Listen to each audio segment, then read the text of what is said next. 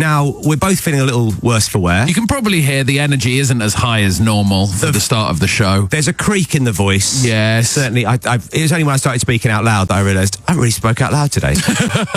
Always a good start. We were out last night celebrating the nuptials of our friends Josh and Rose. Yes, again. Again, yeah. Because that's why we weren't here last week. That's why we weren't here last week, and we did a pre-record because we were away in Italy celebrating their nuptials. But apparently, you also need to, because in these torrid times, you need to celebrate nuptials twice across the European boundary. We do sound like the worst kind of privileged people complaining about the fact we had to go to Italy. Oh, awful. Awful time, lovely food. The food was fantastic. You know what? The time was fantastic as well. It was, yeah. It was a lovely time. It was a lovely wedding. But yeah, we had a few too many drinks last night. Here's the thing, though, right?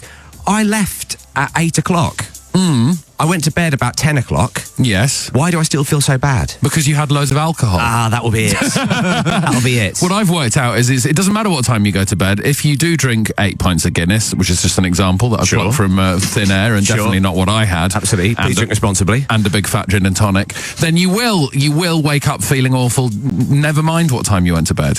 Well, here's the thing, right? I thought I'd cracked the... Oh, I know where this is going. No, right, here's the thing. I thought I'd cracked the code for hangover cures. Now, before you get into this, okay. do you want me to tell the story from my perspective of what happened in Italy? Well, let's be clear we're on the same page here, because a lot of things happened in Italy. Right, okay. In Italy, you didn't have a hangover one morning. Yes, here we go. And your wife told us why you thought you didn't have a hangover. Vin, are you ready for this? I'm strapped in. I mean, do strap in. Jack, put your seatbelt on. Right, this... one morning, the last morning of the wedding in Italy, Matthew's lovely wife showed us a picture of Matthew the night before, sat up in bed, no top on. That's just a little detail. Just a little detail. It was warm in Italy. Drinking a cup of what can only be described as his own wife's breast milk. Now, hear me out, right? I didn't expect you to say that. I didn't expect to see it. Right, now, hear me out. We're going to put that picture up on the Radio X Twitter? Maybe. We'll see. But here's the thing. We got home. The final night turned into... It was supposed to just be a dinner, but it turned into a dinner and drinks. Dinner and drinks. Lots of drinks and a lovely nightcap.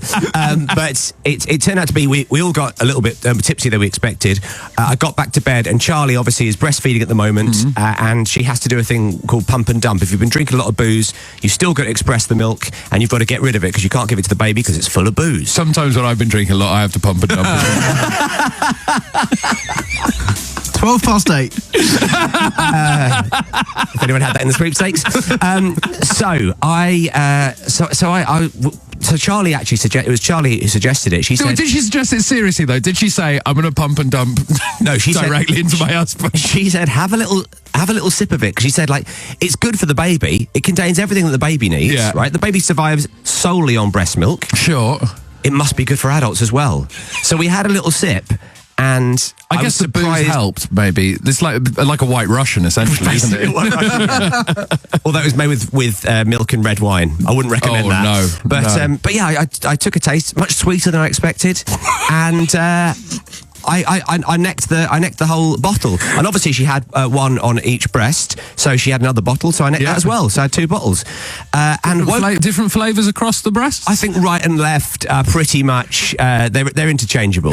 Right, okay. In terms of taste, obviously, like a Twix. Absolutely, yeah. They come as a pair, but you're not getting anything from the anything different. Yeah. So I necked him, and then I woke up in the morning, and I felt fresh as a daisy. And I'd had probably 3 bottles of red wine, and that should be one of the worst hangovers of all time. And I was about to get on a flight, but I felt fantastic.